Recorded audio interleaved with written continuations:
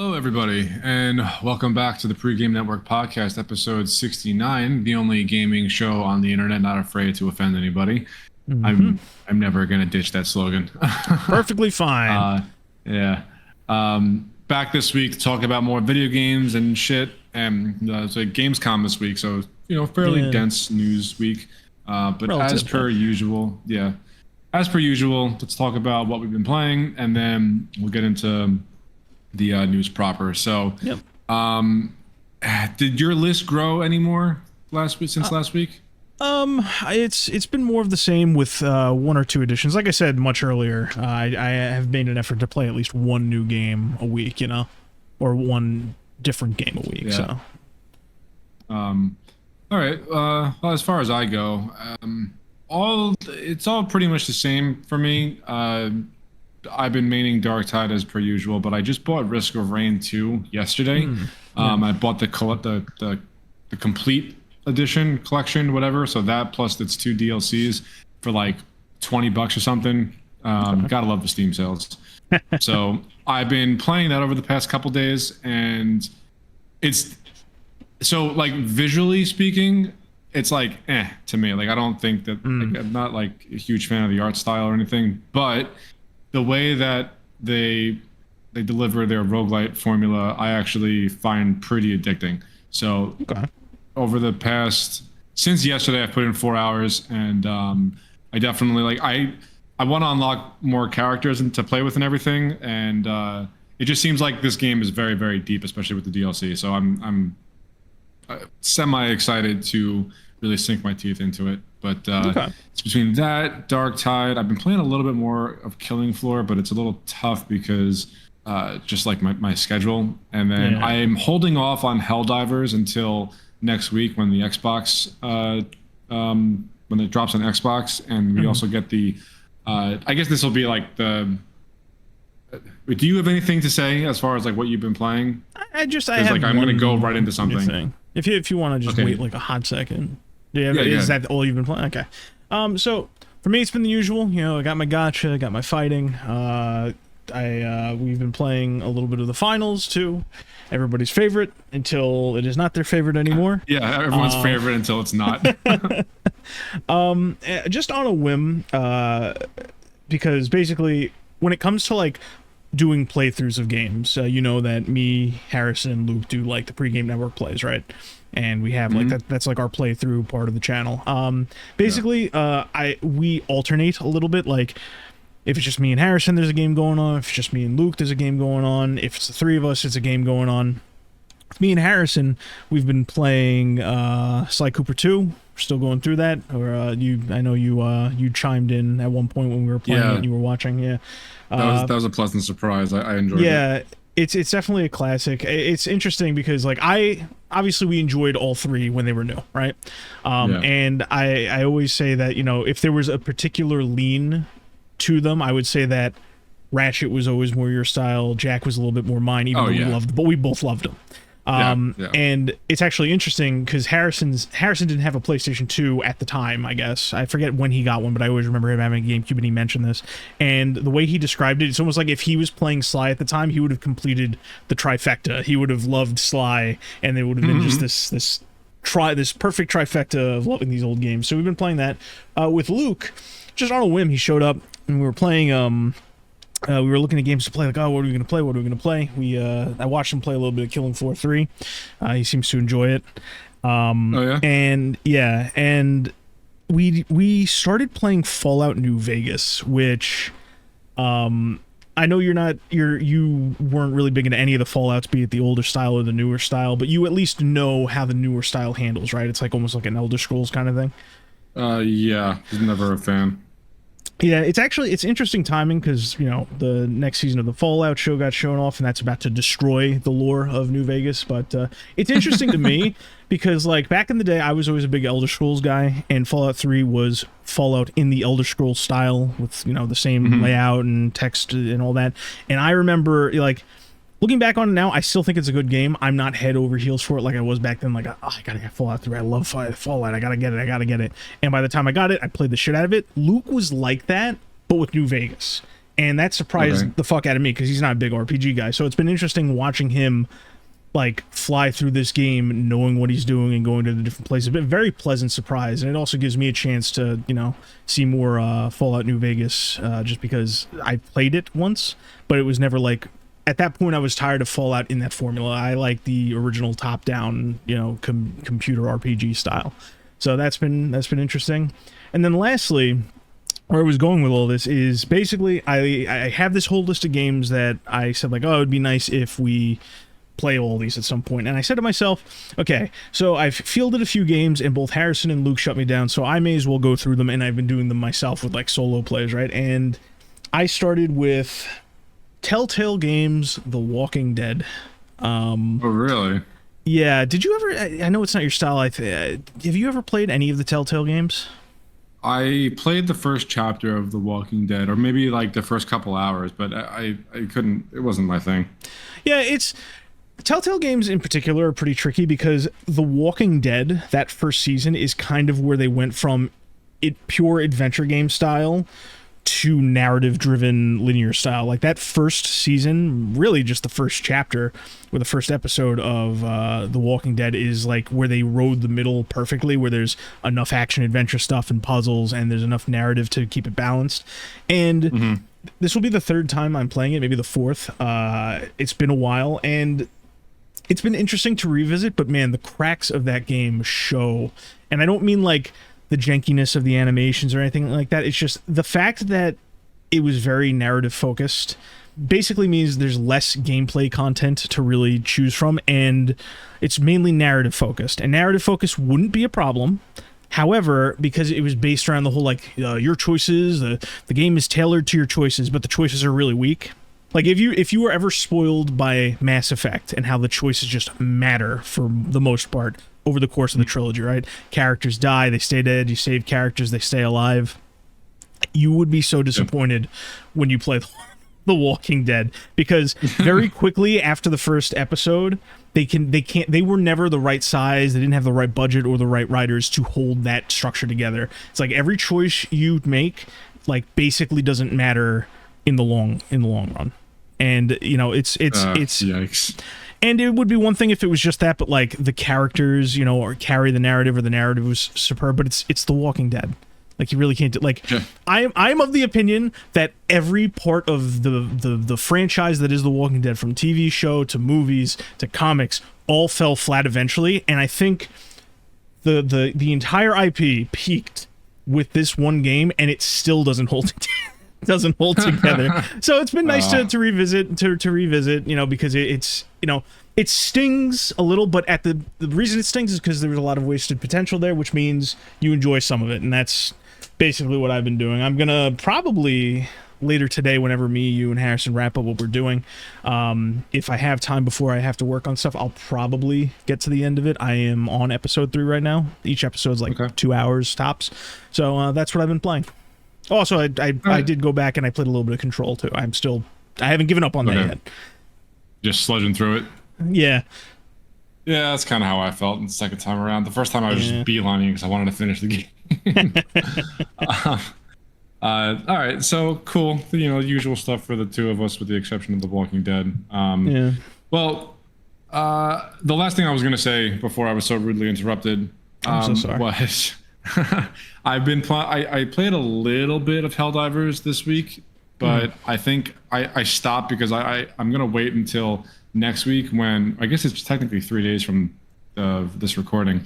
So it's coming to Xbox, as we've no doubt brought up in the past. And then I don't think we talked about this yet, but they are officially doing a crossover war bond with Halo ODST, which is like pretty crazy for both parties involved, I think. Yeah. And I watched a trailer the other day of it wasn't like specifically for the war bond, but it was just for the game coming to Xbox.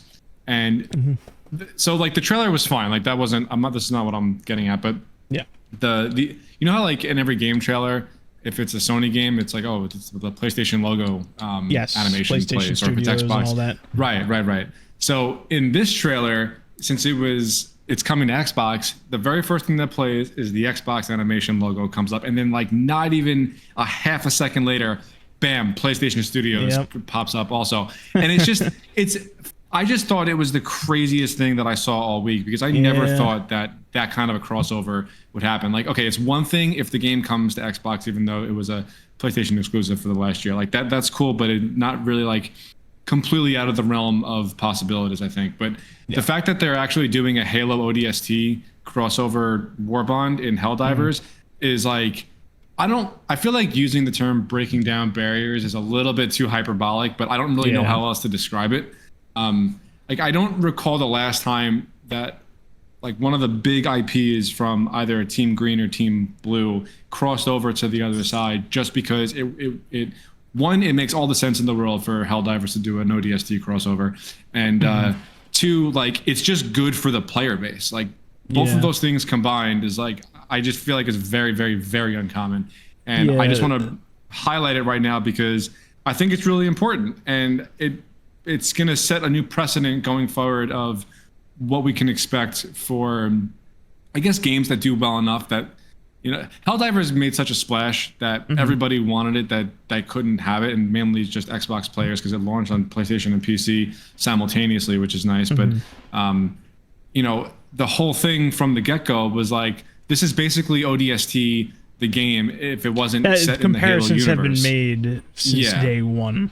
Yeah, and like now they're doing this crossover, and they're adding in like iconic weapons from Halo into Helldivers. It's just really, really cool. I think it's awesome. Arrowhead deserves a pat on the back, and I don't know what the legality was between actually getting this property over to PlayStation or to Xbox for that matter, but it seems like great strides were taken to make this happen, and it's a wholesome moment in my opinion. Yeah, it's definitely of the of the situations where this could happen, I would say Helldivers is probably the one where it could come closest to being wholesome, so to speak, because the whole thing with Helldivers, as you remember, it was like, I think the first one was exclusive to PlayStation. I honestly can't remember. I think it was PlayStation PC, and I think so. This was one of the third parties that Sony kind of swooped in and did an exclusivity deal. So that's how you end up with like the PlayStation Studios logo on there. So like, it is kind of a nice kind of like you said, it's hyperbolic to say breaking of barriers, but it is like, the integration to multi-platform is very smooth and very, I guess you could say wholesome, as you said, because now it's just like Xbox is on board, and there's, you know, now there's Halo stuff. Their biggest franchise is going to be, you know, represented in this multi-platform game. Yeah, I mean, you said you can't really think of any time like this where this has happened. I'm pretty much of the same mind, because like there's been smaller instances that have kind of led up to this, like Xbox, you know, now owns Call of Duty, and it's been that way for a while, and they started doing Doom bundles and Fallout bundles, which they both technically own. They're third parties they've purchased, and now they're on all consoles. When the gacha games like Genshin Impact came to Xbox, you know, it got its own exclusive, you know, cosmetics that are now available on everything, you know, smaller things like that. Third-party games and third-party purchases are kind of in this weird spot where they are pretty much being spread out to everything, and it's both a sign of where the companies have, you know, the point that both companies have come to with how they treat their partners and the things they have and the things they've lost, because we've been talking about for years now that Xbox has been slowly, you know, making a lot of their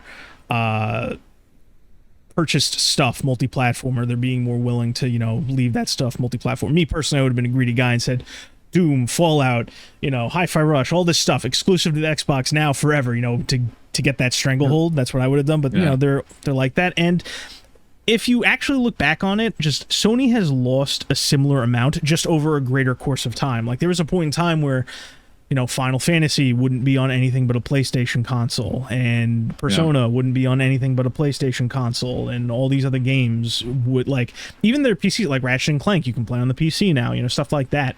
But it is certainly a bigger moment, just because third party purchased by Sony, published by PlayStation Studios, going on the Xbox, and Xbox collaborative stuff going to the game. So it is an interesting moment for sure.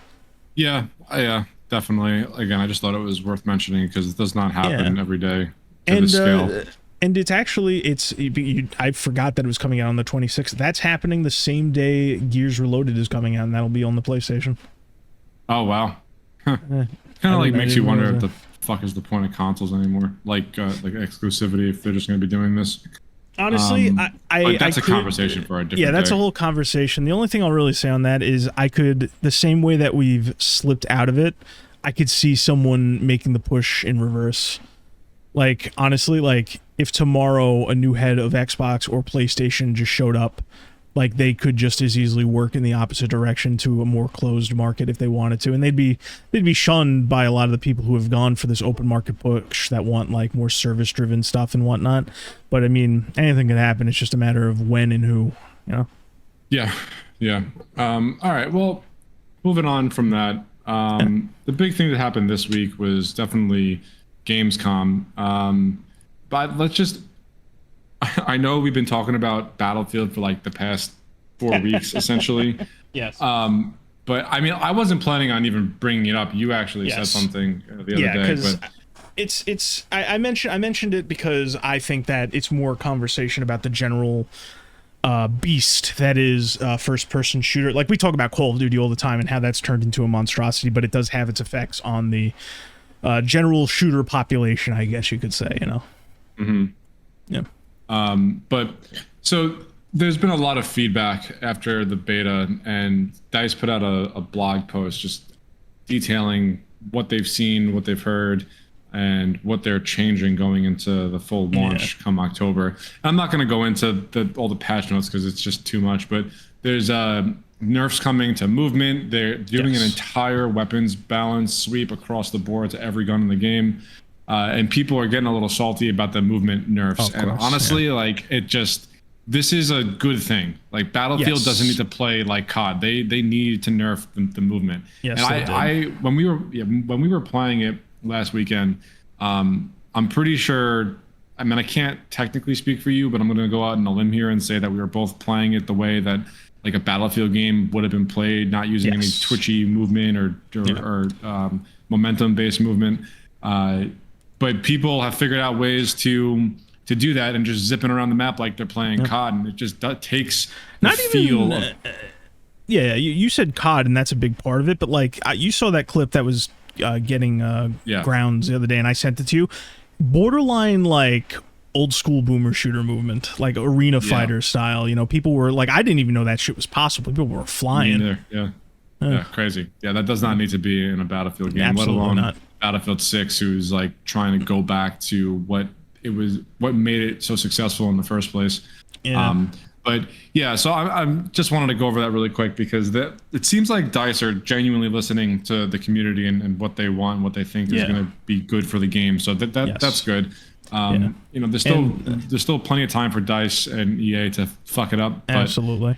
So far, so good. Yeah, I figured they were going to move in this direction. I just wasn't sure how, and after reading how they're doing it, I was like, perfect. Because my main worry when it's just like, okay, something needs to change in a game, and a lot of people are discussing it. You always worry that companies will either not move at all or move too much. And my main worry was like, oh god, are they going to just do the easy thing and cut down sprinting? And they didn't do that.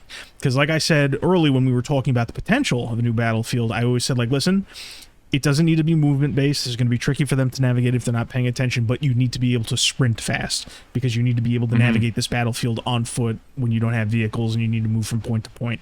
And I'm very happy to say that in the patch notes, they don't mention nerfing sprinting. It's literally just momentum after jumping and accuracy while flying through the air.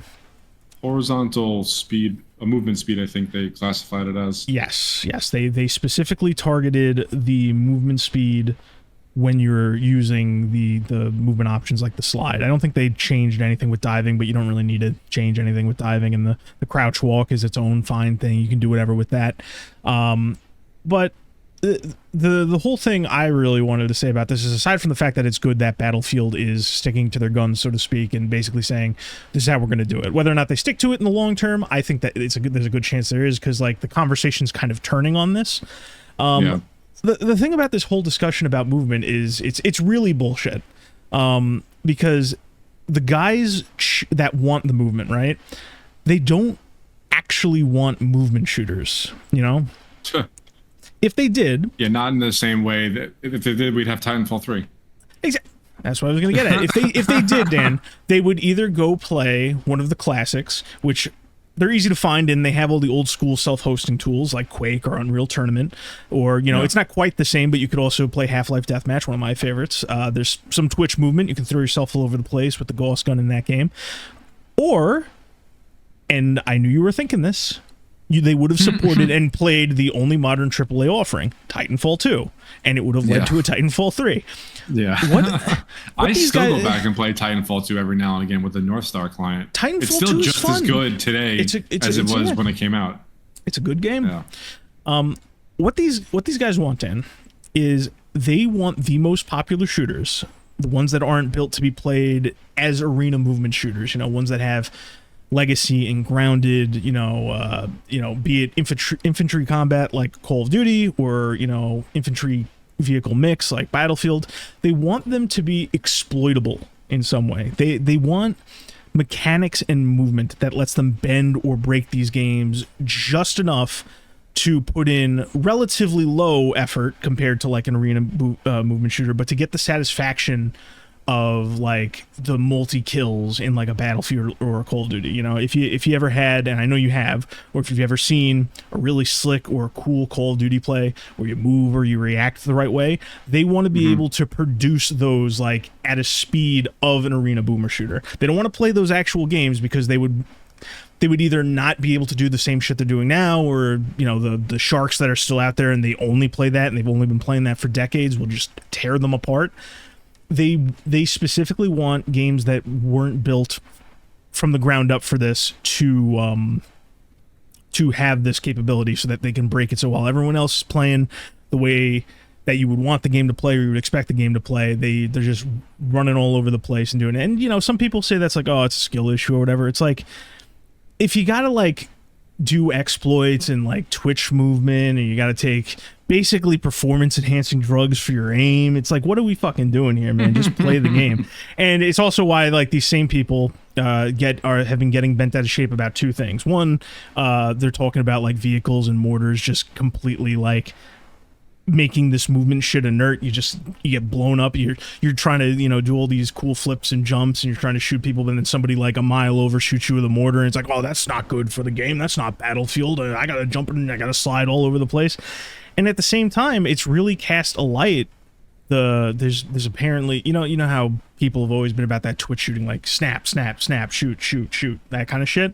You know, we had that instance like a week or two ago where that one guy cheated and it was pretty blatant that he cheated. It was like, you know, it was on the fence and then people start saying like, oh, you know, he's shooting through rocks at a 90-degree angle or whatever. But then, you know, everybody rushes to his defense because it's a whole gender thing. But afterwards and during that, they started like, everybody's like, oh, look at my shooting. You don't think there's a problem with that one? And it would come down to like, oh, you were also cheating, or you are blatantly showing that you're not cheating in this clip because you're not able to do the same thing that this other guy was doing.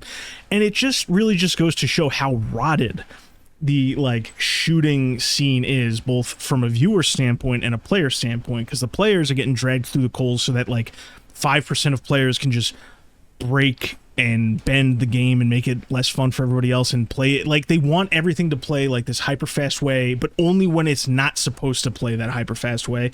And they all have these different cabals of people surrounding them that will defend these opinions to the death, be it for social, political reasons, or because they're burnt out too and they only want to see the jumping and the Twitch shooting and they think it's hype and all that stuff. So it's very good that Battlefield is basically ignoring these people, and I hope it holds. I think they're in a position where, aside from it being a good decision to ignore these people, I think they're in a prime position to ignore them, because you have situations like the Call of Duty Black Ops 7 trailer where like the top rated comment is something like, watching this made me go pre-order Battlefield 6. So yeah, that was going to be the next thing I was going to bring up. Yeah, I hope it holds steady. I hope it holds steady, because this would be the time to do it. Yeah. Well, I mean, since you brought it up, and that wasn't even my next thing, because I mean, Battlefield and COD kind of go hand in hand, and it seemed to be having a Infinite Warfare versus Battlefield 1 scenario all over again this year. But they put out the the reveal trailer for Black Ops 7, and they had like this whole Call of Duty Direct thing, and so I've been watching some content of this reveal and the reaction and you know blah blah blah. And when I watched the Direct, it just didn't feel like the game had any soul in it, and that's what I wrote down in the news chat. But the more I watched it, like some of the decisions that they're making with Black Ops 7, I mean, look, Black Ops 2 is probably one of the best CODs ever. Like, I think that's widely accepted by the community, and it's solid. Yeah, they said that when they were making Black Ops 7, they directly looked at Black Ops 2 as a source of inspiration for this game, and it's supposed to be like, I don't know if you want to use the term spiritual successor for this, but it seems like that's really the tone that they are going for with this game. And you know, COD is COD. It's probably going to outsell Battlefield 6 this year, and you know, to be expected, possible. Honestly. Yeah, I mean, I don't think that Battlefield is ever going to outsell COD. Not at this point. But who knows? I mean, I hope I'm wrong. We'll see what happens. You know, because you know, I mean, this would be the time for it to make that change outside of like COD continuing to decline or Battlefield continuing to rise up maybe 3 years from now. Who well knows? Yeah, well, I think that we are headed for a great reset again. I think that it's 2025 and we had a great reset with Modern Warfare 2019, so we're kind of due at this point. Yeah. And especially like the community sentiment is just going further and further downhill. But the actual content of the game, like, I just think it looks like another COD game, and that's probably like a good and a bad thing, honestly. The one thing that did intrigue me, I will say, is apparently when you complete the campaign, they're like this whole end game mode that it almost sounds like they're going for a DMZ feel at the like once you finish the campaign, because it's going to be co-op also. I don't really know what it is because they haven't really detailed it yet, but if it's going to be in the same vein as DMZ, then you know, I'm absolutely going to jump in and give it a try. But also on that same note, like, people are saying, oh, this made me go pre-order Battlefield 6. This is going to be on Game Pass day one. Like, I don't have to do anything. I'm just going to download it and I'm going to play it. And I could tell you right now, I'm definitely going to be playing Battlefield way more than Black Ops 7, but I'm still going to play both. There's the side mode, you know? Yeah, you know, but I just feel like every year, like, what the hell am I trying to say here? The hate that COD is getting is probably not as much as it deserves, because most of the multiplayer content actually looks decent. It's just the fact that it's still COD in its core. And like, I don't really know what they're going to be able to do to quote unquote reinvent the wheel here, because COD is still COD, you know? I think the only thing that they can do realistically is bring the tone back to a more gritty, realistic setting. But again, you know, that's not how they make money. They said that they're doing the carry forward system from Black Ops 6 to 7. So all of the wacky, goofy, and completely outlandish, cartoonish skins are going to be in Black Ops 7 when Season 1 launches, which is like a couple weeks after the actual launch of the game. And I think that is probably the biggest thing or biggest reason why the game catches why the game is catching as much hate as it is, because people are just done with these skins, even though they still sell gangbusters like every time. So I think the problem is the community. I'm just going to say it. That's a big part of it. At the same time, I do think part of that will lead to its downfall, because the thing about the Call of Duty community, when we were actively playing Warzone, that period of Call of Duty got way more hate than it deserved, but the hate remained constant. So it's just been this ball of hatred that's just been rolling since 2020, right? Of entitlement and people who want the games to play a certain way, and people who are always going to be angry at Call of Duty, whether it's doing good or whether it's doing bad. So like, the one saving grace here is like, you know, now Black Ops 7, I personally, and you just mentioned it, is trending in a wrong direction. It's, you know, it's back to the same tired formula. You're not making phenomenal games year over year. You just can't keep up with that pace for the quality it requires for you to justify it. And normally you'd get away with that because, you know, a lot of people, like you mentioned, you know, it's a big seller. You know, a lot of people will buy it year over year. But now those people have been trained for the last 5 years to just be angry at you regardless of whether you're doing good or bad. And the thing that they do in that situation is they don't acknowledge when you do make changes for the better. They leave, or they go somewhere else, or they just hate you without playing the game. That is the situation you set up. So I think it's possible they might feel it. I'm just not sure to what degree. And again, because of the Game Pass thing, which is good for you and me as a consumer, we can just try it if we really wanted to. The metric of, you know, are they going for sales or are they going for players? Because if you're going for players, if a lot of people have a free buy-in, you know, it's not going to matter if they're not willing to spend the money. They just have access to it and you can justify it. It's an interesting place. It's shockingly, like when we were talking about Call of Duty being owned by Microsoft and the merger, I said like, oh, you know, it could hurt them in the sales. But now with Black Ops 7, as bad as the situation is, as bad as I think it's going to hurt their sales, they're in a position to possibly ignore that and just say, well, we're still getting good players. That's the metric everybody loves. That's what the shareholders love. So it's a very weird position. Very weird position. Yeah, that's what I was getting at. Like, people are still going to buy it. So until the community as a whole, like, finally has the epiphany of, if we want anything to change, we have to stop spending money, nothing will change. So well, that's the thing. I'm saying I actually do think they are going to lose sales based on the current status of Call of Duty. I think it's going to be offset by the fact that so many people are going to be playing for free. They can leverage the player metric to potentially continue ignoring feedback while they go into the next Call of Duty. That's what I'm saying. I do think this is going to shift sale, like, between the current status of Call of Duty and the rise of Battlefield again. I do actually think that they are going to see whether it's something it's noticeable to me or you, because, you know, moving millions, me or you are going to say like, yeah, it's moving millions, but if they have their expectations set a certain way, it doesn't matter, you know.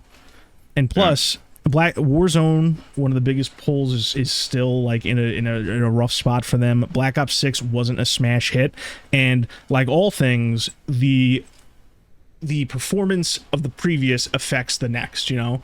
Like, Modern Warfare 2019 absolutely helped Cold War sell, despite Cold War being rushed in a lot of ways, and Cold War not being so hot led to, you know, hurting the sales for Vanguard, which was justified because Vanguard wasn't all that great, you know. So like, the sales are determined a lot by the game that came before it. But to add to something you said before about Black Ops 7, where you said, you know, oh, it just looks like more COD, more of the same, right? I actually think it's worse than that. I actually see Black Ops 7 as the inverse of Modern Warfare 2019. Because I see it as a return to form of what was happening before Modern Warfare 2019 came out. It's because I see it back in that style that Black Ops 4 set up. It's continuing off of, like, you know, you could say whatever about Modern Warfare 2019 being a reboot. They literally took the worst possible ending for the canon in Black Ops 2. They took the worst ending and they're running with that for the story. And all of the crazy things that people were tired of when Black Ops 4 was a thing, they're going right back to it. It's a return to form of what Modern Warfare 2019 dragged them out of. And I'd, like, say what you will about the sales and the players, we could talk back and forth about it all day. When it comes to that brand integrity thing, like actual brand integrity, not the shit that credit card companies say, but actual brand integrity and how you look back on these things like a year, 2 year, 3 year, quicker for Call of Duty because it's a yearly franchise, it's just not a good look, I don't think. It's not a good look for us, but I mean, again, like, the core gaming audience, so to speak, is a very different animal than people who, like, just buy a COD game every year, buy a Madden or a FIFA game every year. Listen, I completely agree with you, but like, at this point, we just talked about it. I think they're negative on all fronts right now. Player feedback, the diehards that buy Call of Duty year after year are angry with them. The potential player that only picks up every so often says, I want Battlefield 6 instead. I guess the snobs like me, the people who care about, overall integrity and how things look over the scope of time, like, we don't like it. Like, I get where you're coming from with the raw numbers. I just don't think we're in this weird position again where I'm saying, like, I think everything's negative to different degrees, whether it's slight or massive. I'm not saying, Activision's going to go under when Black Ops 7 hits, but I do think this is a negative on all fronts. Yeah, I mean, it's really tricky. Like, again, I think that we're headed for another big reset in the COD franchise. So see what that looks like this time around, because I don't think COD would be where it would be today if it wasn't for Modern Warfare 2019. And I know you agree with me on that. Yeah, of course. Yeah. So it's just, I don't know. They've really dug themselves into a precarious position, and I don't know what's going to get them out of that. I mean, maybe a reimagining of the original Black Ops in the same vein that they did with Modern Warfare 2019. Like, that would be one of the only things that I could think off the top of my head that'd be feasible and would have a positive reception. I mean, it's possible, but the whole thing is, like, they don't have an ace to play like they did with Modern Warfare 2019. Like, when Modern Warfare 2019 came out, it had been a long time since Modern Warfare 3. We had been at the edge of futuristic warfare fatigue. Now it's just like everything's a mess, and you don't have an ace in the hole to play. You don't. It's like you would basically need to have had like a team of experts in the background working on, like, I don't know, like a remake of your most popular Call of Duty that's faithful with more content. That's like the only ace. They don't have realistic aces to pull. Not anymore. Yeah. So I don't know. It's just, I'm at the point again where I'm just like tired about talking about COD. Yeah, I mean, we were like that for a while at this point. A long time. I was completely unmoored by the time Modern Warfare 3 wrapped, like the new Modern Warfare 3, because I thought Modern Warfare 3 multiplayer was a good time. I'm also one of the few people that enjoyed Modern Warfare 2 multiplayer. I know that some people have a sour opinion of it in hindsight because of some of the questionable design decisions, but I liked the new Modern Warfare series, even though 19 is at the top. I have a soft spot in my heart for Warzone because of the fun times that we had on our little road trips, and they completely unmoored that by botching Warzone and rebooting it. Yeah, and I think the last time we collectively played it consistently was either Modern Warfare 3 multiplayer or DMZ or the raids. One of those three. Like, that was the last gasps for me. Well, the raids were in Modern Warfare 2. I don't think, did they have raids in 3? I can't remember. Oh, we played the Modern Warfare Zombies mode. We actually played that to completion. Like, all of the launch content. We completed that. Yeah. You're right. Yeah. I mean, I enjoyed Zombies for what it was worth, but I still would have preferred them leaning hard into DMZ. Obviously, there's a reason. There's multiple reasons that B Team season is called End Times. That was like the last gasp of us enjoying Call of Duty, both on individual levels and as a group. It's just like the content just wasn't where it needed to be. Oh boy. So, I mean, good luck, COD, but you have a unbelievably steep uphill battle to climb. So, and Battlefield just has a layup. Like, everyone already likes it. And they're already making changes that people are asking for. So they have a easy ace in the hole. But Battlefield versus COD again. Here we go. Is this 2013? I know, right? But all right, well, let's move on from that. As far as like new games that were announced, I have a handful of stuff that I took note of. So we covered Black Ops. Pertaining to Gamescom, you mean? Yeah. I'll just preface this. I'm gonna let you lead us in because I, as usual, whenever these event comes out, I try to take notes during it. At a certain point, I climbed out of my office chair and laid down in my recliner and started nodding off. Because boy howdy, was this a flat line for me. There's a few interesting things in there, but holy shit, not doing it for me.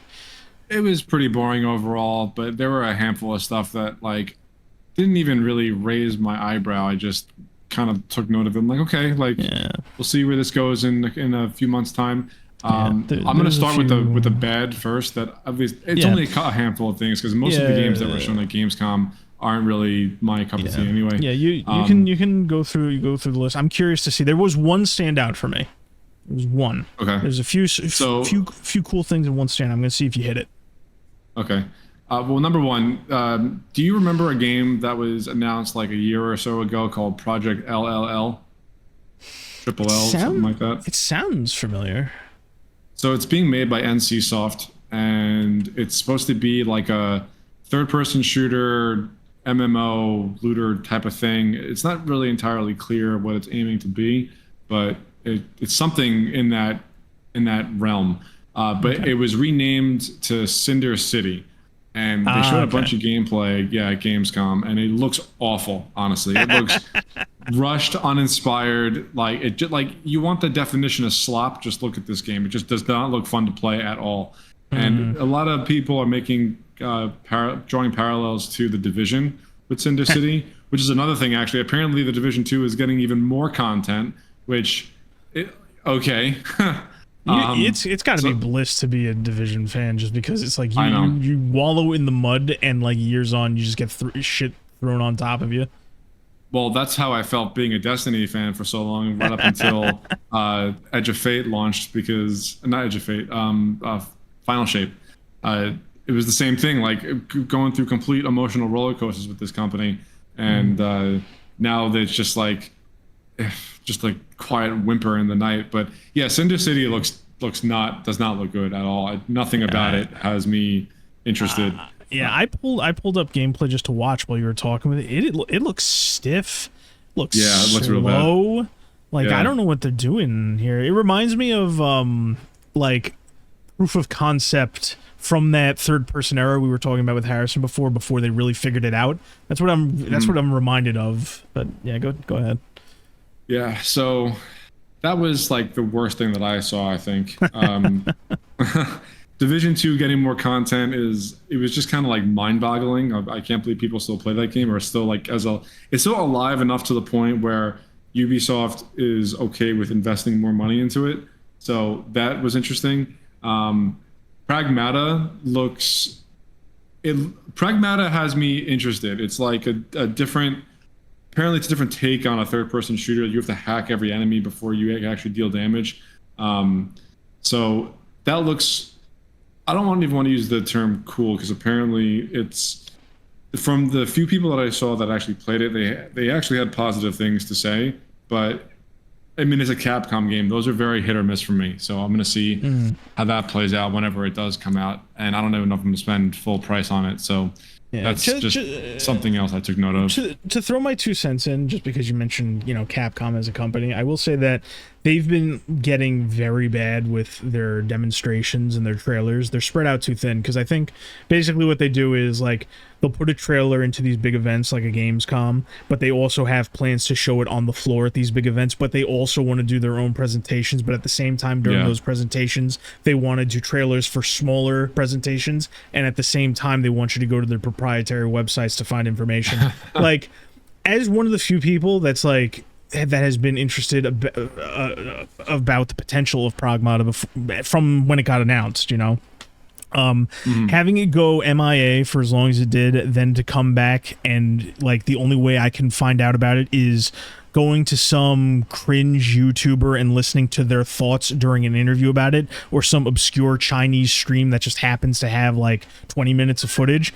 Dropping the ball hard for me. Like, this is like such a miserable consumer experience as far as like trying to find information and trying to get excited for a concept like this, Yeah.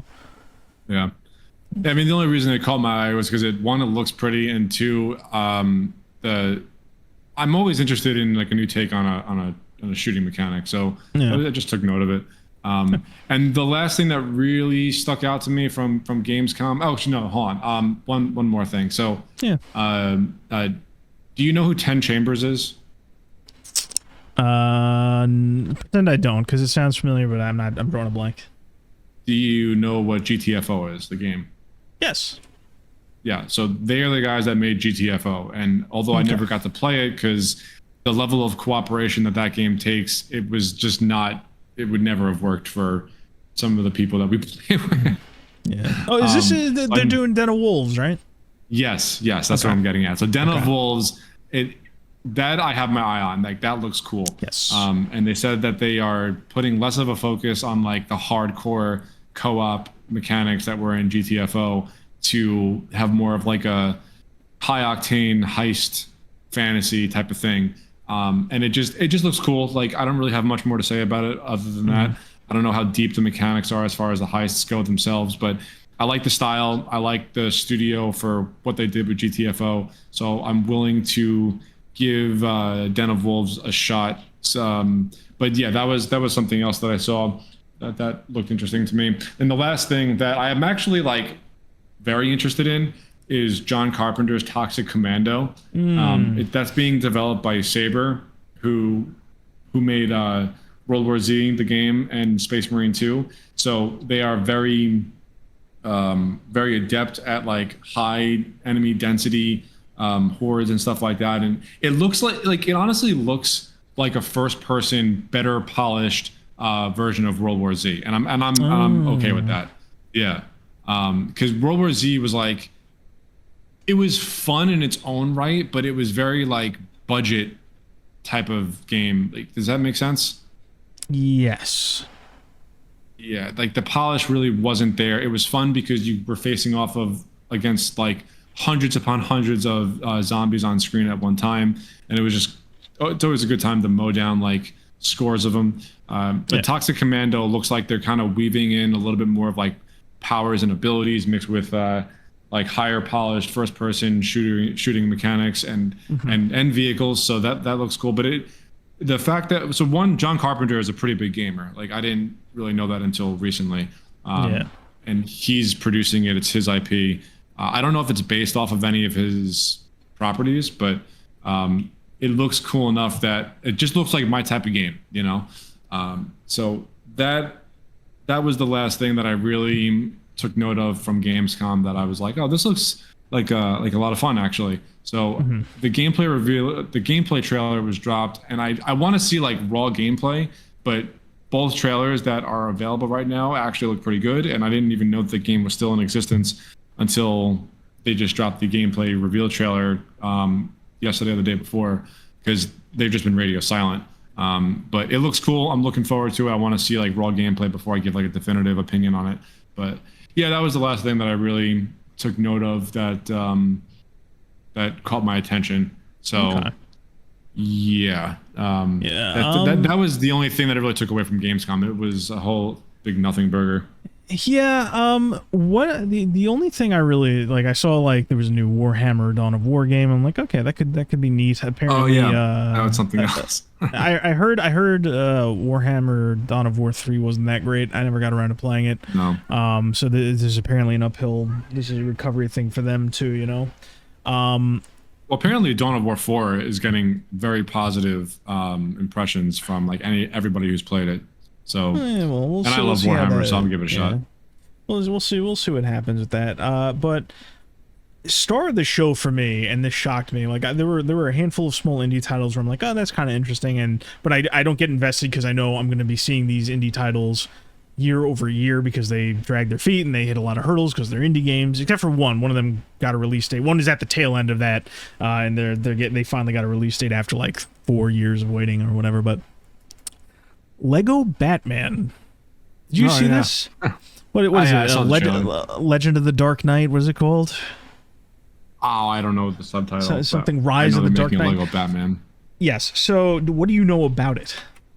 I just know it's a Lego game, and it's basically like the Arkham series in Lego form. Yeah. So I think we've talked about the Lego games at a certain point and how over time, from like the gap between when we were kids and we were like the direct target audience. Not that, you know, anyone can do Lego shit. I don't give a shit. Have fun with whatever you want. But I'm saying like when we were the direct target audience and they were like these adventure co-op action games kind of. Since then, like all these different games try something a little bit different where like the gameplay is more advanced than you would expect, right?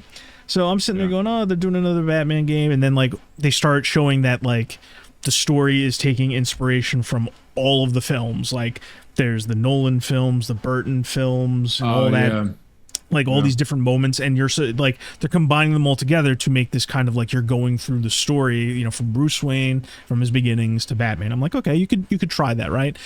But what shocked me, and you mentioned it, is like they're directly aping off of the Arkham games, like from detective vision to stealth kills to gliding around the city, and I'm just like, this looks fun. Like there's still more to see, but I'm just like, that was the start of the show for me. Like at first I was prepped to say like, oh, it takes inspiration from the Arkham games, big whoop, but it's like open world, grappling and gliding and all these collectibles. There's Riddler trophies. I'm just like, I could be down for this. Who knows? And then I realized the Arkham series was a winning formula. So like, if they took it and applied it to a Lego game, it's still going to be at worst as good as the Arkham games.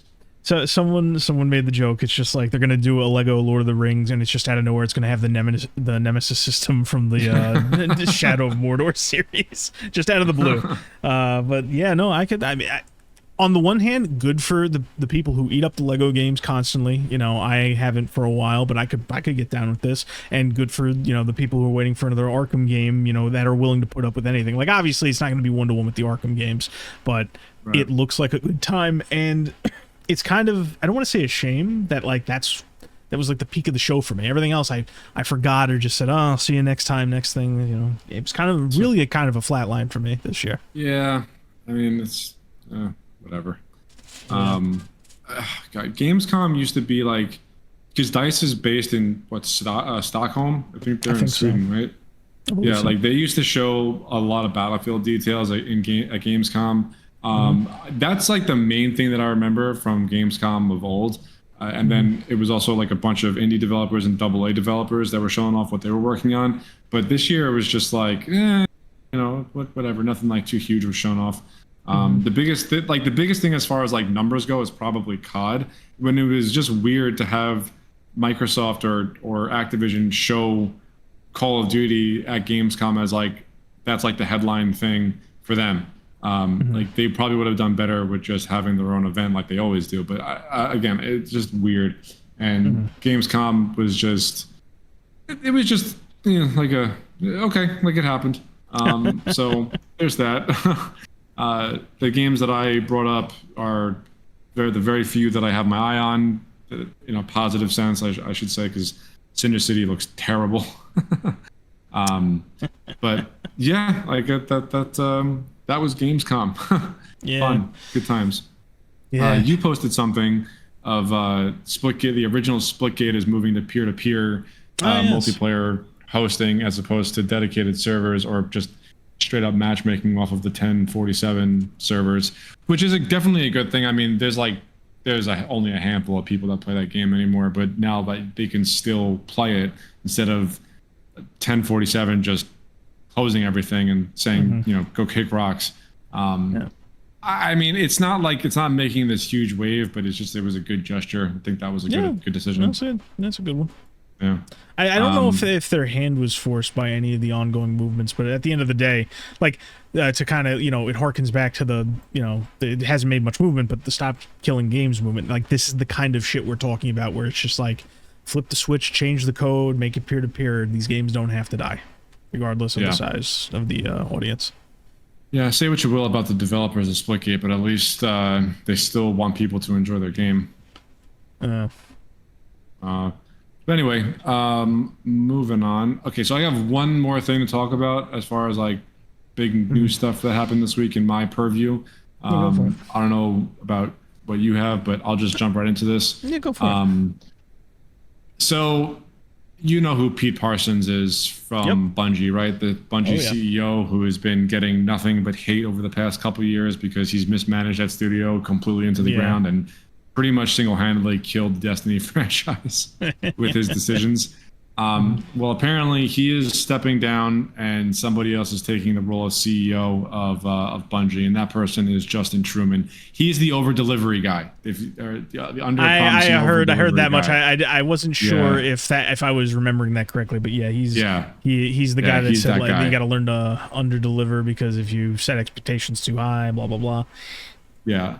And look, I'm shocked that it took this long for this to happen because I would put any amount of money on the fact that after the implosion that Bungie has been going through over the past several months, and and Sony acquired them, as you know. I'm shocked that Sony didn't step in earlier and say, like, you guys got to change something. This is not working. Because I would put any amount of money on the fact that Sony went to Bungie and said either he steps down or he's fired. Like, pick one. And he's probably still going to get out of there with a golden parachute, but at least he's not in charge anymore. And I don't even know if like Bungie is savable at this point, as far as like, I mean, respecting players' time and everything. Like, I know you don't like the game, but from a fan, even if you could save them, like from a content standpoint, I don't think the company's savable anymore. It's slowly being absorbed by Sony at this point. You can't really save the company. You can maybe save the content. Well, I guess the projects is what hangs in the balance here, because Bungie now is not the Bungie that was that made the Halo games. Obviously, they're just a completely different team, and they only hold the name at this point. So Marathon is basically dead in the water, like with the exception of rebuilding that game from literally the ground up. I don't know what they're doing with that. And Destiny is their only cash cow right now, and only a fraction of the people play it that used to play it. So I don't know what decisions they could possibly make with Destiny, because that's the only thing that they can that any change that they make realistically is going to be made to Destiny first, and the other games are gonna follow, because Destiny is what they have out right now. It's what makes them the most money, and it's how players interact with Bungie as a studio.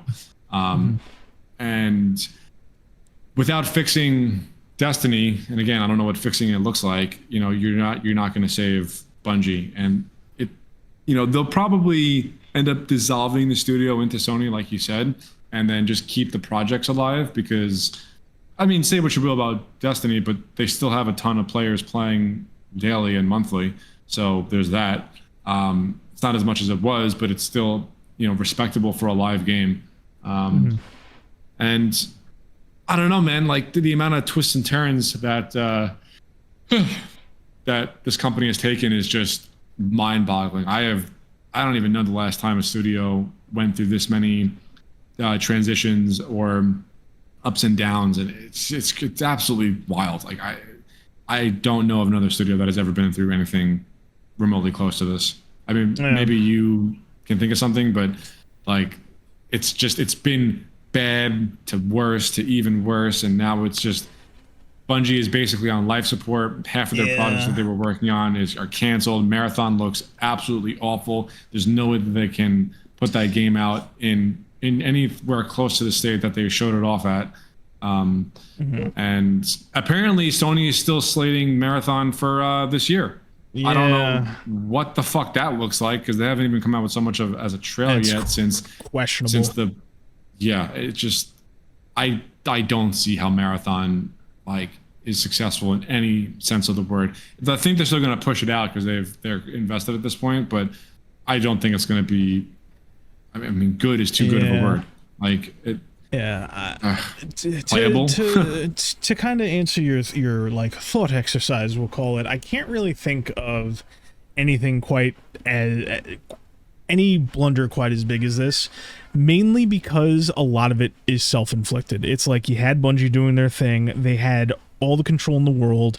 They were tossed around two of the biggest companies that also gave them varying degrees of personal control. The big thing with Sony was like, hey, you're going to get independence, and we're just going to collect some of the money, and they just blunder after blunder. It was all internally caused, Like the closest I can think of is maybe some of the properties that some of the companies and properties that were swallowed by EA over time. They're notorious for killing companies, but like this was self-inflicted. They were going to hit this point regardless of who was owning them. It's just a matter of what the people owning them were going to do. So no, I can't really, like if you give me time to research, I could probably find something close, but I don't know if I can think of something quite this big. The only thing, the only scaling difference here is that Bungie was really only known for one IP, and then they became known for two IPs with Destiny. Marathon coming around the corner. As much as I think Marathon's a classic shooter, I don't think that a lot of people know about it. Nobody knows what the fuck Oni is. You probably couldn't name any other Bungie properties if you tried, or if you put a gun to my head, I probably couldn't. But yeah, just a mess. And like, and then they coasted off of the success of Halo for like 20 years. Yeah, and then and this situation is just like another layer of crap, because the guy that, you know, was skimming money, or, you know, all that alleged stuff with the payouts and the bonuses and the mismanagement, he's, like you said, he's probably going to get a golden parachute. He's going to be on his way out. And the worst possible person I know of from the outside looking in, as somebody who's not a fan, is taking the reins. You know, the guy who would blatantly say on stream, "You got to underdeliver," is now going to be at the highest possible position, you know? To his credit, when they announced this, so Pete Parsons wrote a blog post on Bungie.net to like announce that he was stepping down, and then after that, Justin Truman also wrote a blog post to say that he was assuming the role of CEO. And to Justin's credit, he, in his blog post, he made a self-deprecating joke about the whole over-delivery thing in the blog post. Like, it was actually kind of pretty funny. Okay. So like, he's definitely self-aware of it. I don't know what that's going to look like with him being in charge of Bungie entirely. But I guess I'm just trying to say, like, the fact isn't lost on him that he is infamous for having himself, you know, have that quote. So I don't know. I just thought that was chuckle worthy. But yeah, Bungie going through pretty big changes yet again. I haven't played Destiny in, oh God, I don't even know, maybe like a month or something. And like, the new content drop is coming out in like a week and a half. And I just don't, I've got nobody to, I know I've said this before, I've got nobody to play with anymore. So it's like, the whole thing is kind of dead for me now anyway. And it kind of sucks. So I already invested the money for the whole year of content, not knowing that all the people that I play with were going to drop it. So I don't know, man. And like I said before, I don't have the energy to find another group that is as serious as my last one was. So I don't know. Destiny might just be done for me anyway, which is possibly kind of bittersweet, but it was going to happen one way or the other. I just didn't think it'd be this much of a whimper, you know? Just stopped. I wasn't anticipating like such a long fall. Like, I think when we were talking about it at some point a couple of weeks ago, I said like they had so many off ramps. I was expecting them to like be self-aware at some point. I guess they were just so used to getting away with it at a management level that it just kept going and going. Like, they just kept rolling the dice. You can only roll snake eyes so many times, I guess, and then they kept rolling snake eyes. Oh man. It's actually somewhat interesting, because for the longest time when we talked about these long-running games, you would bring up Destiny, and I would say, and you would always say like, oh, I can't think of a game that really quite had a long-running turnaround like Destiny or something like that, right? It's a long-running support. And all the Game Awards games, it would always be like two top contenders year over year was Destiny, and right across from it, something more in my wheelhouse, was Final Fantasy XIV. And I don't know how much I've talked about Final Fantasy XIV. I kind of wish Joe was here for this, because he's a bit more invested in what I'm about to get into. Final Fantasy XIV, when I play it, I enjoy the story, I enjoy the characters, and when the gameplay content is done well, I enjoy the gameplay content, right? For all the shit I give the latest expansion where the main character sucks, the story pacing isn't all that great, I still like the music, and I like the gameplay content. There just wasn't enough of it for me, and it was kind of underwhelming. But where a solid chunk of the player base lives is really in standing around and finding equipment and making your character look nicer. And the like peak of that is there's a set of people that would really just mod the game constantly. Like, we're talking like, if you wanted to make your character look exactly the same way, or if you wanted to like sync it up with certain people, like I remember Joe did a lot of mods, and the people that, you know, me and Joe knew did a lot of mods for their characters to make them look nice. And I think by the end of it, I was downloading like an extra 6 gigabytes of stuff on top of it to synchronize it so I could see exactly how his character looks when he customizes it. But all this to say is, the biggest mod for that, I forget, it's either pronounced Mare or Mare Synchros, something like that, just got slapped with a cease and desist or was threatened with legal action. And basically all the people that treat Final Fantasy XIV essentially like Second Life are kind of like in the wind right now. And let me tell you something. There's a lot of people like that. Like the main reason, like you've told me plenty of horror stories about Destiny where it's just like, oh, you know, they're trickling out content just the right way, where they that people stick around, they got to grind a certain way. How Final Fantasy XIV gets a lot of its passive subscription is basically just glamour, how people look, and the fact that they're able to mod it, and they role play and they loiter and they go to virtual clubs and shit. It's really ass backwards for somebody like me who wants to do all the gameplay stuff. But it's just funny that as this is happening with Destiny, like Final Fantasy is going through its own reckoning, because the latest pack is kind of like a turning point after its own 10-year story wraps up, and they're going after mods now, which, you know, I'll be completely honest, there's another mod loader that I used that is a lot of quality of life stuff. I don't use any of the glamour stuff because I feel like it's not really worth it because other players don't see it. And I'm just like, if they start going after all the mods, like, you're just kneecapping yourself, because you say what you will about whether this is a good thing for the game or not. You have a passive audience that just loves their characters and their headcanons and doing their own role play and shit like that. And you have gotten away with doing less and less content for like 3 expansions in a row because of that undergirding player base that will buy the expansion, stand around, and pay like an extra $5 a week to change how their character looks, you know, with like shit like that. I'm just like, why are you taking shots at them? Especially like me and Joe have had this conversation where it's like, mods, you know, just let players do whatever they want.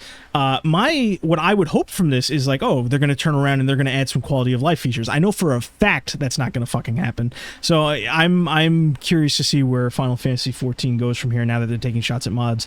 And it could just end here. My understanding is that this mod had access to certain player data, and the guy who made the mod made like $1 million over the course of like the last 8 years from hosting and running the mod. There's some kind of racket going on there, so maybe that was part of it. I just find it interesting that these two long-running series are both kind of crashing in their own right. These different games known for their epic turnarounds and best support, best ongoing support of the year, you know? Yeah, I mean, that kind of stuff is tricky because it's so easy to fall into a pitfall and just tank your game. Actually, funnily enough, Justin Truman was also quoted saying it's better to be fast than good in like I think I remember you telling me that. Yeah, or somebody was telling me that. That's something. No, else. It was definitely me. It had to have been me. There's no one else who would know that. But yeah, like trying to support a live game and giving your audience like, 1, what they want, and 2, what they didn't know that they wanted or needed is, I can't imagine like trying to do that. You have to plan shit out like 6 months in advance. So like, when you ship something and it's not good, then you're already done and moved on to the next thing. Like, I mean, that's so difficult to course correct. The logistics behind that have got to be a nightmare, but at the same time, it seems like what ends up kneecapping a lot of these companies is complacency. Like, they just get too comfortable with like doing things with a lower amount of content, or finding cut corners, or getting comfortable with like the player base they have. This is going to last forever, we can do whatever the next time, you know? And it's weird to me that, you know, we've talked about how tough it is, and you just mentioned again, it's tough to keep a game interesting and, you know, content complete and great for both new and old players. But what ends up happening, a lot of these companies just get complacent. It's very strange how it's not like, it's not them tripping over themselves with the content more often than not. It's normally them getting complacent in some way, shape, or form. Well, I think with like, especially with live service games, okay, so let's take Destiny, for example, right? There's no other Destiny rival out there. I mean, Destiny, for the longest time, they have been top dog on like at least for the first person looter shooter scene. And there've been countless other games that have come out since Destiny released that tried to do the same thing, not necessarily in first person. I can't even think of one game that is in the same vein as Destiny. It's like a shared world and, you know, looter shooter with all these different activities that is a live game. The only other thing is probably, you know, like I said before, The Division, The First Descendant tried it.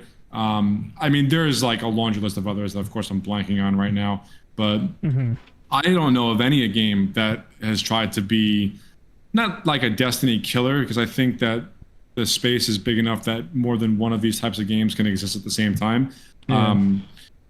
But I just don't know of another game that does the same shtick as Destiny does, and that was part of the reason why I was so enamored with it. Because I know you and I don't agree on this, but I love the way that like the Destiny shooting mechanics feel, and that's pretty universal, like across the player base that actually likes the game. And the fact that like there's really no other game that offers like the raid experience the way that Destiny does in their own way. And I've said that ad nauseum in the past, and it's always been so addicting to me.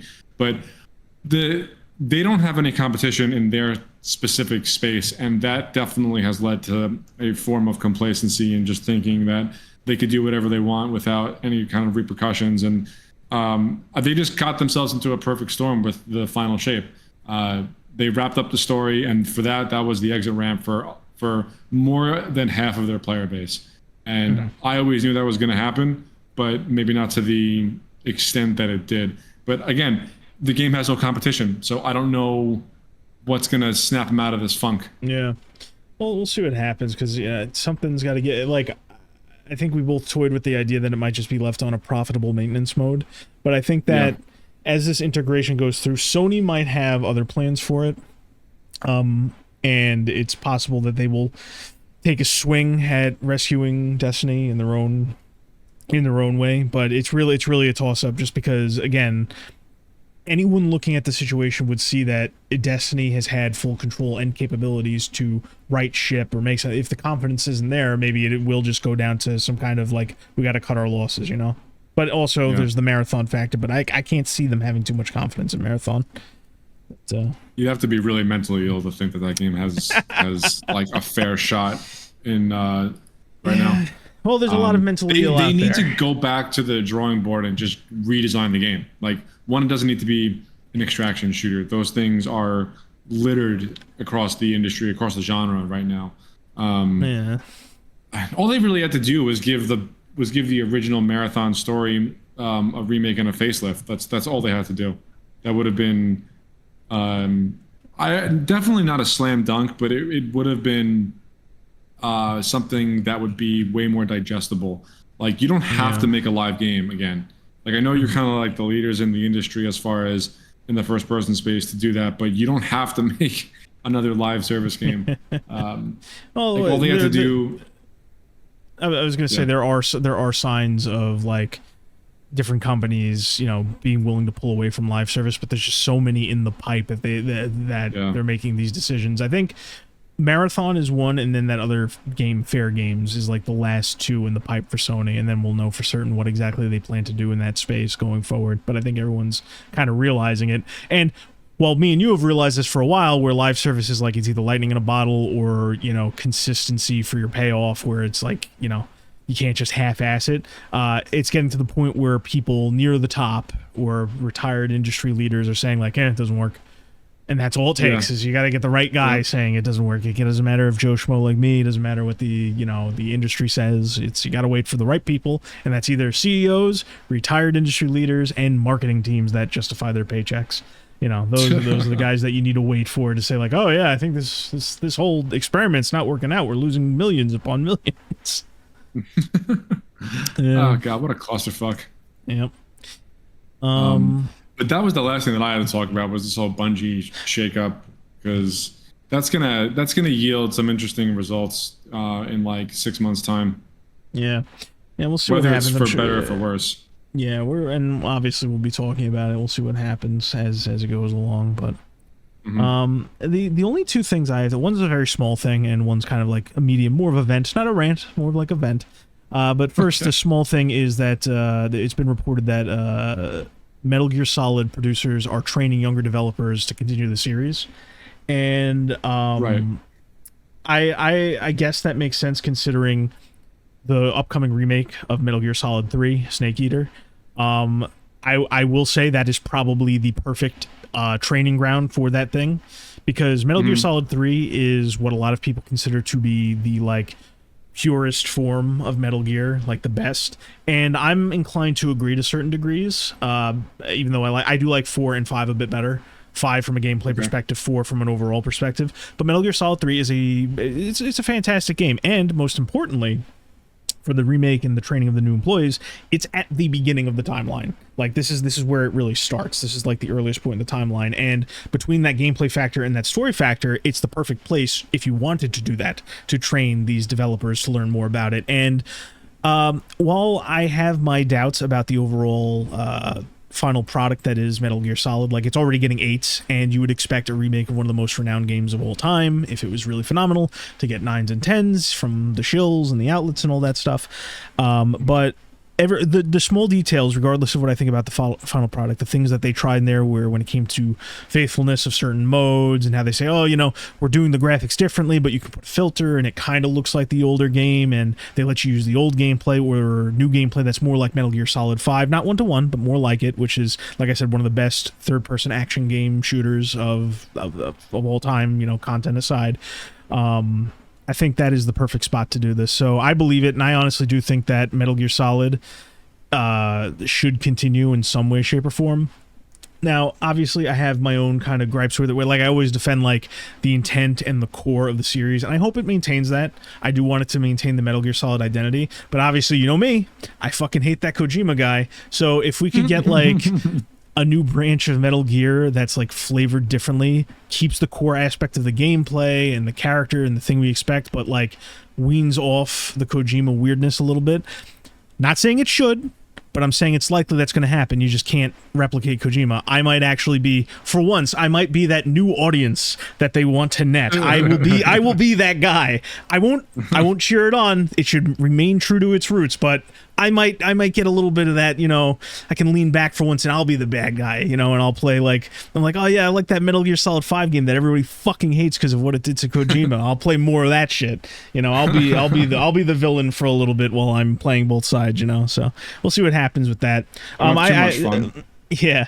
What I will say so far is that I've heard nightmare stories about the performance. Like it's like barely getting to 40. PC is locked at 60 frames per second. The PlayStation 5 Pro version runs worse than the PlayStation 5 base version because of the different performance stuff they tried to do on the Pro. So, and because of the fact that it's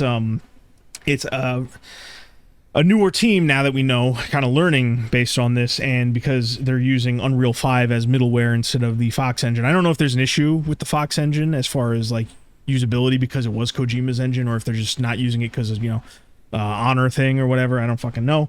But the performance leaves a lot to be desired, and people are making this out to be purely Unreal Engine 5, and I agree. There's a middleware issue there, but I don't think it's as bad as people expect it is. Not as far as like the implication. The performance is obviously in the shitter, but I digress. But yeah, so that was like just one small thing. And I guess we'll end not on a rant, but on a vent, Daniel. Okay. Yes. I just need a vent for a second, okay? Can we make this about me? God. Okay. So we talked about, you know, the different shit that was going on, and there were 2 pretty big omissions that I didn't mention, but you would probably know that I had my eye on. And we'll start with the first one. It'll lead into the second one. If you had to take a guess, what do you think I'm about to talk about? Just if you don't get it, that's fine. I'm giving you like no hints at all. So yeah, I have no idea, honestly. I want to talk about Resident Evil, Daniel. I want to talk about Resident Evil. Known that. Yeah, exactly. I gave it to, but at the same time, all right. Resident Evil 9 Requiem. It is looking all right so far as like a complete that's package. Better than bad. Yes, it looks fine as a complete. Especially with you being as much of a critic as you are, or skeptic, I should say. But I want great from my Resident Evil, but I think it's looking all right so far. But I have a few gripes. Do you know anything about Resident Evil 9? Did I explain it adequately? If not, that's fine. I know you. 9 was that wasn't Village. That was 8 was Village. 9 is the new one, Requiem coming up. Yeah. Oh, 9 is Requiem. Yes. I know it's about this FBI agent who has a tie to like her parents were they died or something, and she was sent in to investigate a town where her parents disappeared, something like that. So her mother is a character from Resident Evil Outbreak who was a reporter, and that's what it was. She was murdered by a serial killer. That's what they showed off at Gamescom. That's like a little story trailer they show, and it has to deal with, you know, her She has some emotional baggage and whatnot, and she has to go confront this, and she ends up getting kidnapped and moved, and she ends up in Raccoon City, and there's a whole thing. We don't know exactly what's going on yet, but one of the things that they did when they were talking about it is they were talking about how they wanted to get back to the roots of the fear of Resident Evil, right? And there has been this wave of my guess here, based on just looking at it, it's a group comprised of paid shills and people who just exist to make their entire identity, their entire being about a singular game or characters from those games, right? The reason I say this is because every now and again, whenever a new game comes out, there's obviously like taglines or focuses that the developers and the marketing team has, right? Like it would like, you know, the big one that tends to be in a lot of places, like, oh, you got to return to your roots, right? And it's subtle because like everybody will be saying that, right? Resident Evil, one of the first things they said is like, we wanted to give you're going to play as this character Grace because we want to bring it back to basics where you're untrained and you're scared and you're fighting for your life, right? That's the thing. And it seems it's understandable, right? But it's a little stilted, right? Like it's not something you would naturally have somebody else say, right? It's just something that the developers are. There's a suspicious amount of people online going, wow, look how scared Grace is. This game is going to look so scary. I'm just like, that's not how that works. The character being scared does not make you scared. You know, the game makes you scared. So I'm just like, okay, there's a lot of shills out there, and a lot of people got like a check or a message, and they know what to say yet. And here's the thing. If you want to do this, if you want to play around like a scared protagonist, that's perfectly fine. I don't have a problem with that. They try to do that with Resident Evil 7 with Ethan because he's untrained, but it's like, you know, he was a fresh face, untrained, getting involved in this kind of shit, right? And people have pointed out, apparently when you're in third-person mode only, because you can switch between first and third person, apparently when you're in third-person mode, Grace can, like, trip and fall. And if you're sprinting, right, you can just fall over and shit like that. You're panicking. And it became like first person? Not in first person, allegedly, which is weird, but we'll see. Maybe that's misinformation so far. Maybe there's not enough, you know, from both sides to see exactly what's going on. But what I've heard is like when you're jumping between the two, like the apparently third person, the tripping and shit is exclusive of that. But anyway, that's besides the point. That people are blowing up this issue to be more of a big deal than it is. My opinion is that it is clunky, but you get that leeway. You can experiment a little bit in Resident Evil, right? But people are saying like this is the death knell of the game, and on the opposite side you have like, well, Resident Evil was always like that, and that's where I kind of just put my head in my hands and I go, oh God. Just because now you have people going back to the older Resident Evils and using them as some kind of to defend this new thing. Like they're just saying like, well, you were always playing as frightened people. In a lot of the cases, you were playing as frightened. When don't you like Resident Evil? Weren't you with the series? I bet you weren't with the series. You're just notorious. You're not. You never loved the series more than I did because I understand that you play as scared woman. I'm just like, stop.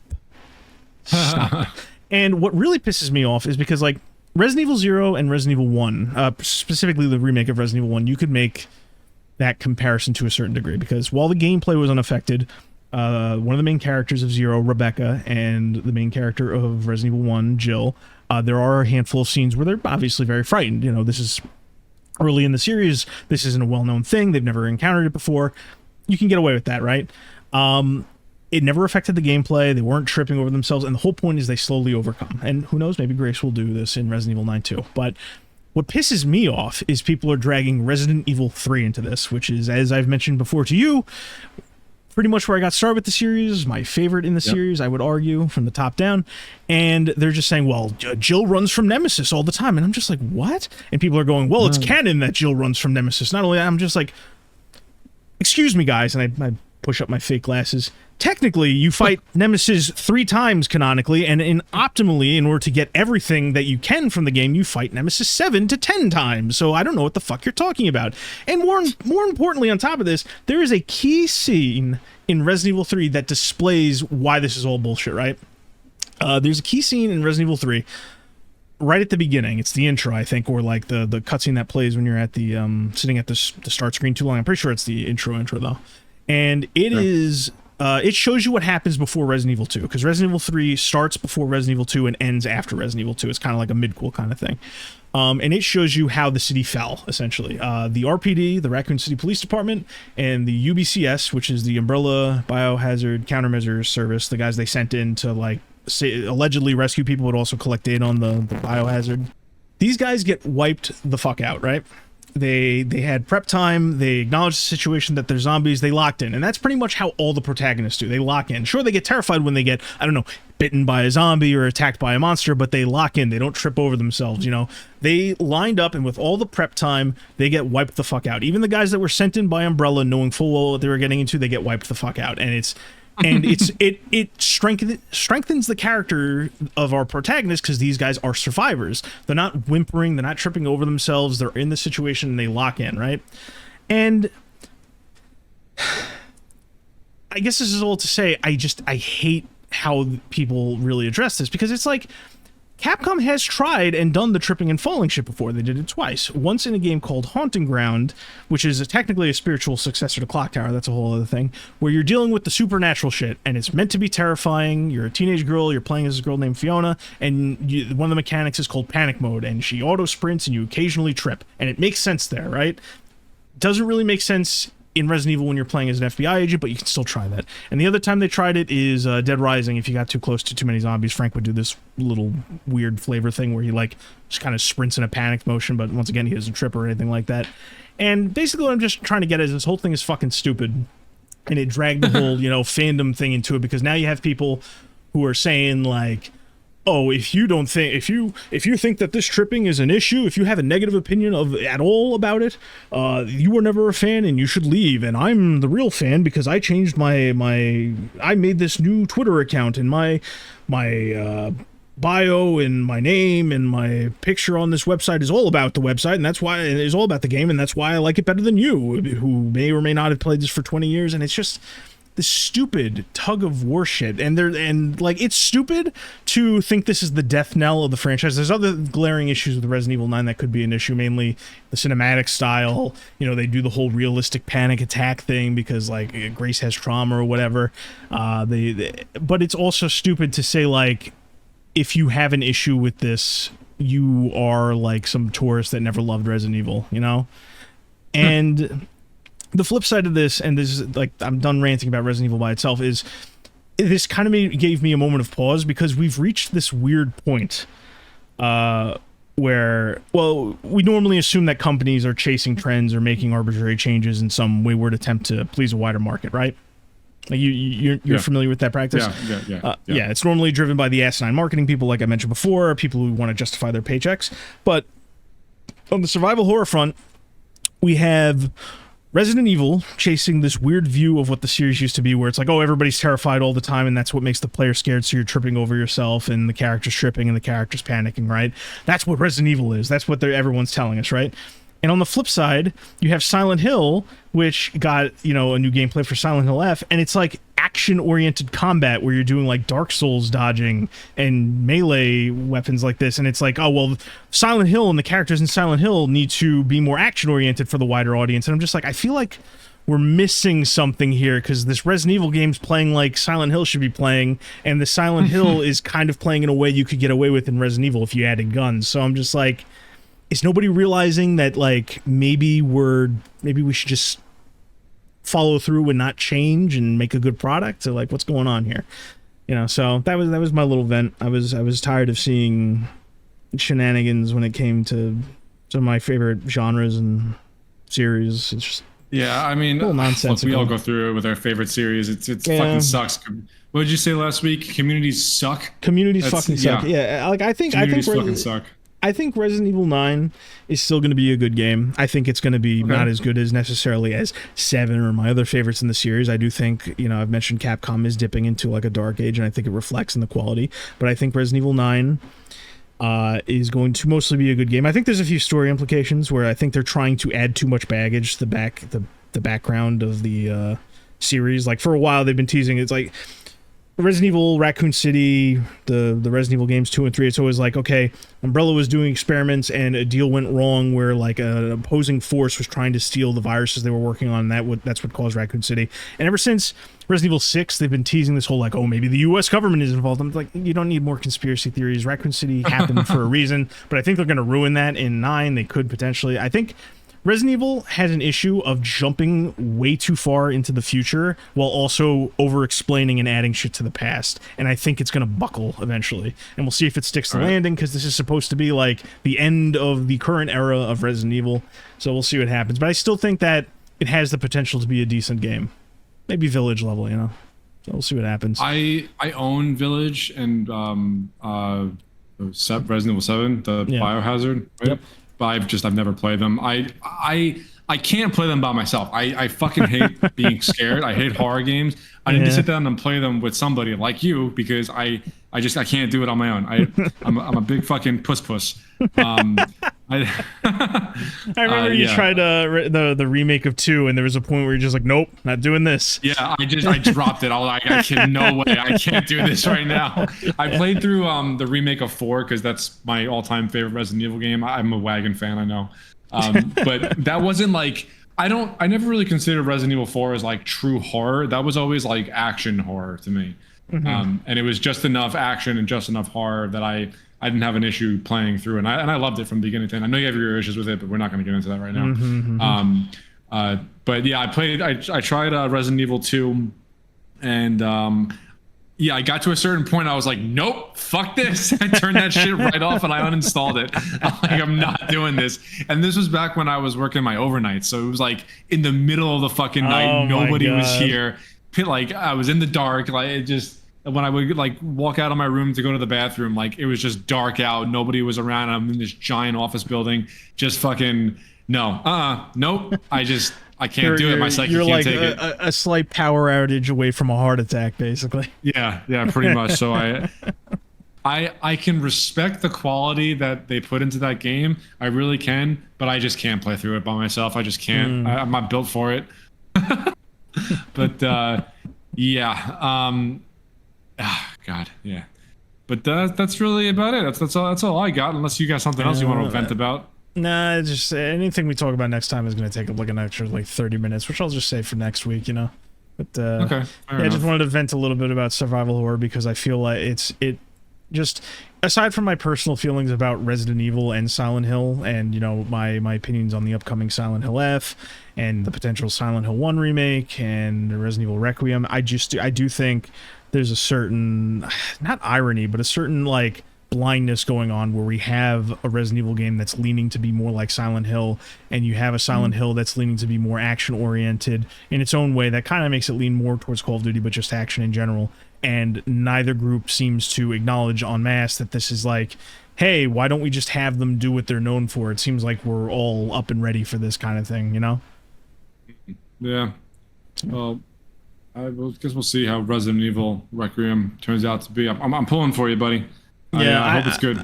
I do ultimately think the game is going to be okay, about Village level, and I think it could potentially have poor story landing. Right? It really depends on how exactly what they're teasing with this connection to the past, because like the foundation of just about anything can only take so many hits, you know. So it's like you got to stick landings more than you just crash into them. Fair enough. All right, well, I guess that about does it then.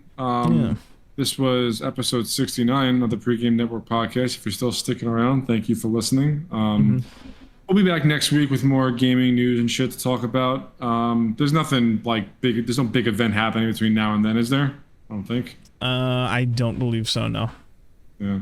PAX West is soon, or was that PAX East? I fucking don't remember when one takes place and the other takes place. The only reason why that comes to mind is because Gearbox said that they were going to showcase the end game for Borderlands 4. That I'm interested in seeing that. They were going to do that at one of the PAXs. I don't remember which one.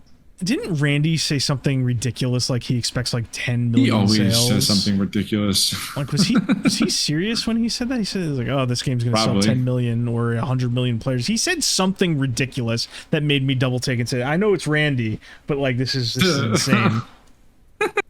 I don't know. It's not ringing a bell. I'm sure we can find it though.